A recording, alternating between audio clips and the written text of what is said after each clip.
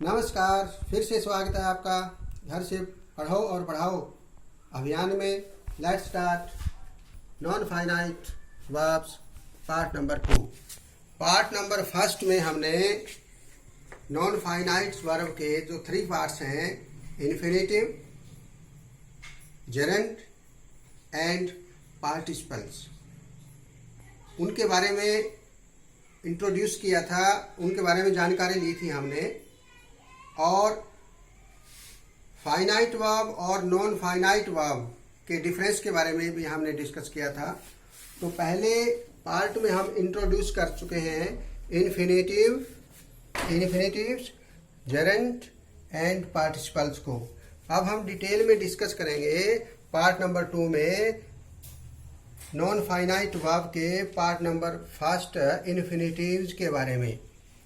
Infinitives, जैसे कि हम सबको पता है, इन्फिनेटिव्स में जो बेसिक वर्ब है, फर्स्ट वर्ब है, या तो वो बेर इन्फिनेटिव यानी विदाउट टू के आती है, या फिर 2+ यानी फर्स्ट फॉर्म से पहले टू लगता है। तो these are some verbs followed by 2+ infinitive, यानी कुछ वर्ब हैं, जब ये वर्ब आती है इसके बाद हम 2+ इन्फिनेटिव का प्रयोग करते हैं। तो हमने ध्यान रखना है इन वर्ब्स के बारे में कि ये वर्ब्स जब हम लगाएंगे तो 2+ इन्फिनेटिव का प्रयोग करेंगे, यानी वर्ब से पहले टू लगाएंगे। Want, like, prefer, ask, beg, intend, like, invite, order, allow, permit, learn, remember, forget, promise, swear, consent, agree, neglect, refuse, propose, regret, try, attempt, fail, care, hope, hesitate, prepare, decide, determine, undertake, manage, arrange, seize, seem, etc. तो इस प्रकार हमने देखा ये काफ़ी verb है। इसके बाद हम 2+ इन्फिनेटिव का प्रयोग करेंगे। Let's start. She wants to go.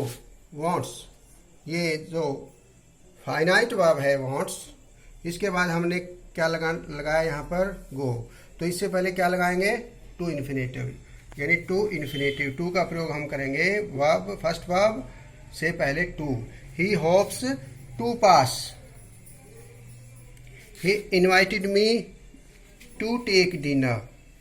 The teacher asked me to bring. I decided to help. He tried to climb. He managed to run. I hate to discuss. अर्थात हमने देखा कि ये वर्ब ऐसी है जैसे हम कहते हैं आई डिसाइड, मैंने निश्चय किया। व्हाट, क्या निश्चय किया मैंने। तो उस आगे के सेंटेंस को कंप्लीट करने के लिए हम 2+ फर्स्ट फॉर्म का प्रयोग करते हैं। These are the examples. Some other examples 2+ infinitive. कुछ और भी एग्जाम्पल्स हैं जिसमें हम 2+ फर्स्ट फॉर्म लगाते हैं। We go to school to study, अर्थात विदेश से हमारा जो पर्पज होता है, स्कूल जाने का हमारा पर्पज क्या है, टू स्टडी। और एज ए सब्जेक्ट भी हम 2+ इन्फिनेटिव का प्रयोग करते हैं। To play with fire is dangerous. He wants to help me, to help. My hobby is to collect steps. Hobby के बारे में, क्या हॉबी है, to collect steps. I don't know how to solve this sum. जो WH word है, question word हैं, WH word हैं जो क्वेश्चन वर्ड, जब वो आते हैं सेंटेंस को कंप्लीट करने के लिए, तो हम 2 इन्फिनेटिव का प्रयोग करते हैं, to solve. It is bad to abuse others, यानी ये एडजेक्टिव है। एडजेक्टिव को क्लैरिफाई करने के लिए बुरा है, क्या बुरा है, टू अब्यूज अदर्स, दूसरों को गाली देना, to abuse. This cloth is easy to wash, ये जो नाउन है, नाउन को के रिफरेंस के लिए कि नाउन के बारे में जानकारी देने के लिए this cloth is easy to wash, English is difficult to learn. ये जो नाउन है उसके संदर्भ में English is difficult to learn. I have some letter to write, कुछ काम है मेरे पास क्या करने के लिए, टू राइट, कुछ लेटर्स हैं, पत्र हैं, क्या करना है, to write. He is too weak to walk, too plus adjective, ये वीक क्या है, एडजेक्टिव है। यदि टू टू प्लस एडजेक्टिव आ जाए तो फिर हम टू इन्फिनेटिव का प्रयोग करते हैं, to walk. He is too poor to buy a bicycle, तो ये टू क्या है और ये आगे क्या है, पुअर। आपने देखा टू प्लस एडजेक्टिव, तो हम क्या करेंगे, टू बाई, टू इन्फिनेटिव का प्रयोग करेंगे। He is rich enough, adjective plus enough का प्रयोग जब हम करेंगे, एडजेक्टिव प्लस इनफ, तो हम क्या करेंगे, टू इन्फिनेटिव का प्रयोग करेंगे। इट इज जो डमी सब्जेक्ट होता है, इट, सेंटेंस की सेंस को कंप्लीट करने के लिए हम इट को एज ए डमी सब्जेक्ट के रूप में लगाते हैं, तो इट इज से स्टार्ट होता है ये, तो उसमें भी हम टू इन्फिनेटिव का प्रयोग करेंगे। It is wrong to smoke, it is easy to learn English. It is a sin, पाप है, क्या करना पाप है, टू स्टील, चोरी करना, to steal. It is dangerous, खतरनाक है, क्या, टू प्ले विद फायर। तो ये इट इज जहाँ डमी सब्जेक्ट के रूप में इट हमने सेंस को कंप्लीट करने के लिए लगाया, तो इट इज से स्टार्ट होने वाले जो सेंटेंस है, तो उसकी कंप्लीट करने के लिए उसको टू इन्फिनेटिव का प्रयोग हम करते हैं। Next bare infinitive without to. अब हम देखते हैं कि बहुत सी ऐसी वर्ब हैं कि उसके बाद बेयर इन्फिनेटिव यानी विदाउट टू के वर्ब आते हैं, वहां टू नहीं लगता। This verb are feel, notice, see, watch, make, bid, observe, hear, let etcetera, और इत्यादि और भी हो सकती है। इनकी सेकंड फॉर्म भी हम यूज करते हैं, तो उसमें भी वही रूल लागू होगा वेर इन्फिनेटिव का। Felt, feel, felt, noticed, Shaw, SW Shaw, watched, made भी आ सकता है यहाँ पर सेकंड फॉर्म के रूप में, bed, observed, heard, yo late.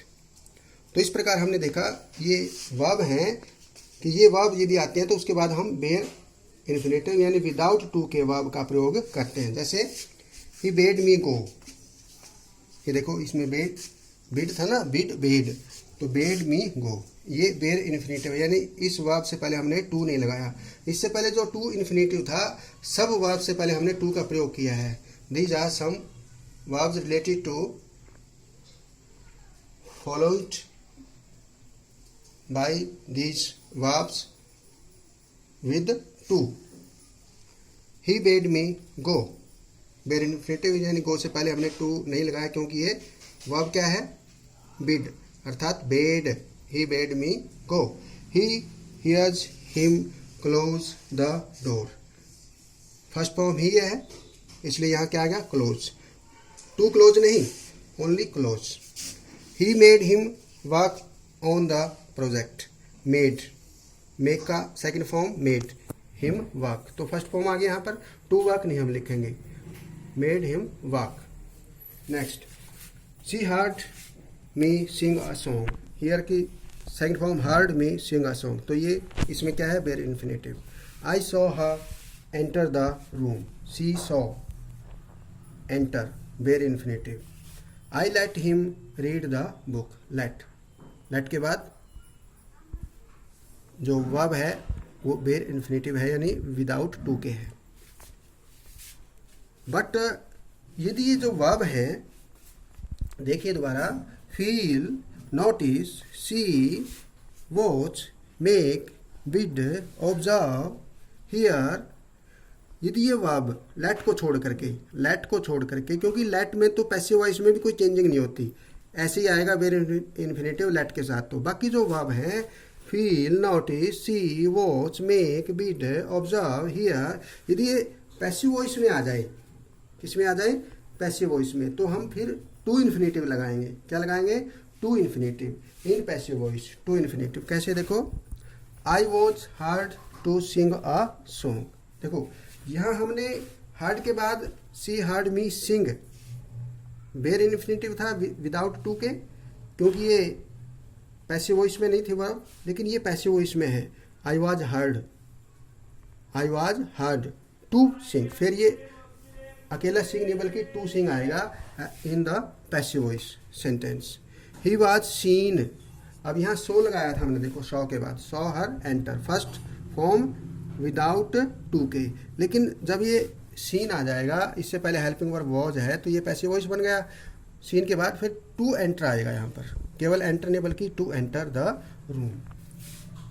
He was made, देखो ही मेड था, यहाँ पर हमने जो सेंटेंस बनाया था, he made him walk, first form थी, लेकिन ही वॉज मेड, यानी इससे पहले हेल्पिंग वर्ब आ गई, पैसिव वॉइस बन गया, मेड है तो मेड के बाद टू गो। और यदि ये पैसिव वॉइस नहीं होगा तो हम लिखेंगे ही मेड मी गो, लेकिन he was made to go.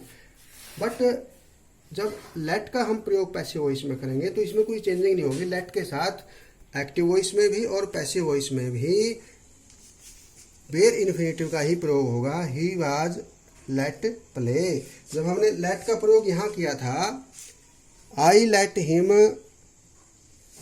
Read the book, तो ये वेर इन्फिनेटिव है, और ये इससे पहले वाज है, ये पैसिव वॉइस है, उसके बाद लेट है, ये थर्ड फॉर्म है, फिर भी हमने यहाँ टू प्ले नहीं बल्कि प्ले। लेट के साथ तो कोई चेंज नहीं होगा, बाकी जो वर्ब हैं इनके साथ पैसिव वॉइस में फिर वेर इन्फिनेटिव की बजाय टू इन्फिनेटिव आएगा यदि ये पैसिव वॉइस में आ जाए। और पैसिव वॉइस की पहचान ये है कि हेल्पिंग वर्ब आएगी, उसके बाद थर्ड फॉर्म होगी, और उसके बाद फिर हम टू प्लस फर्स्ट फॉर्म लगाएंगे। तो लेट में कोई चेंजिंग नहीं होगी, no change with let. And next is modals auxiliaries. जब मॉडल्स ऑक्सिलरी का हम प्रयोग करेंगे तो भी वेर इन्फिनेटिव का ही प्रयोग होगा। इट मे रेन टुडे, तो मे है, ये मॉडल है, वर्ड मे के बाद क्या है, टू नहीं लगाया हमने। तो जो भी मॉडल्स ऑक्सिलरी हैं यूज टू और ought टू को छोड़ करके, आपको पता है ought टू और यूज टू में पहले से टू लगा होता है, ought टू और यूज टू में तो टू लगा होता है पहले से ही, तो उनके साथ तो टू लगा हुआ है, तो हम उसके साथ फर्स्ट फॉर्म लगा देंगे, पहले से टू है। लेकिन बाकी जो मॉडल वर्ड हैं उनके साथ टू नहीं होता, तो उन मॉडल वर्ड के साथ हम फर्स्ट फॉर्म का प्रयोग करेंगे। It may rain today, you need not go, ये नीड क्या है, modals, not go, to go नहीं बल्कि गो।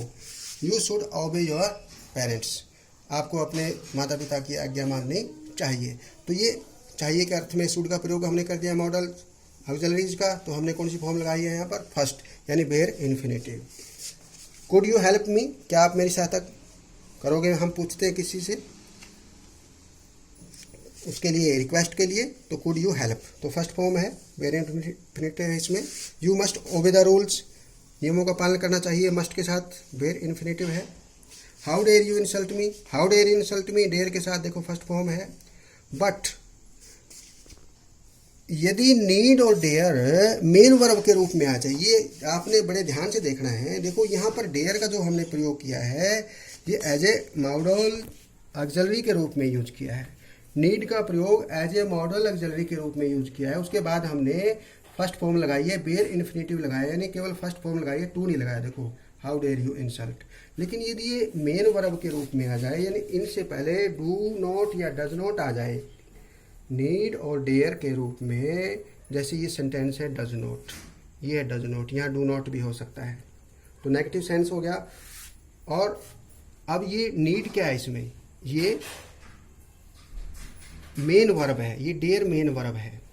ही does not need to go, उसको जाने की आवश्यकता नहीं है, he does not need to go. अब नीड के देखो, ये हमने यहाँ पर डज नॉट लगाया है नेगेटिव सेंस में, सिंपल प्रेजेंट में डज नॉट, और ये एज ए मेन वर्ब। इसलिए जब एज ए मेन वर्ब ये नीड आ गया तो हम पहले इस गो से पहले क्या लगाएंगे, टू गो। यहाँ हमने नहीं लगाया था, देखो यहाँ पर हमने need, you need not go, क्योंकि ये need as a modal auxiliary है, इसलिए फर्स्ट फॉर्म आएगी, वेयर इन्फिनेटिव आएगा। लेकिन जब ये डज नॉट के बाद एज ए मेन वर्ब आएगी तो फिर हम टू गो लिखेंगे। She does not dare, she does not dare, ये भी मेन वर्ब है। फिर यहाँ टू कम, यदि ये मेन वर्ब नहीं होता तो डेयर के बाद फिर सिर्फ कम आता, तो अब ये मेन वर्ब के रूप में आएगा डज नॉट के बाद, she does not dare to come. तो इस प्रकार आप सब ने देखा, वैसे तो हमने इसके बारे में इंट्रोड्यूस किया था फर्स्ट पार्ट में, infinitive, gerund and participles, but this is part 2। इसमें पार्ट 2 में हमने डिटेल में किसके बारे में डिस्कस किया, इन्फिनेटिव के बारे में, अर्थात कौन सी ऐसी वर्ब हैं कि जिन वर्ब के आने के बाद टू इन्फिनेटिव आएगा, और कुछ वर्ब ऐसी हैं उन वर्ब के बाद, उन वर्ब के लगाने के बाद वेयर इन्फिनेटिव आएगा, और जब उन वर्ब को हम पैसिव वॉइस में लिखेंगे फिर टू इन्फिनेटिव हो जाएगा। मॉडल्स ऑक्सिलरी जब आएगी तो हम वेयर इन्फिनेटिव का यूज करेंगे, और जब नीड और डेयर का हम as a main verb use करेंगे फिर हम टू इन्फिनेटिव का यूज करेंगे।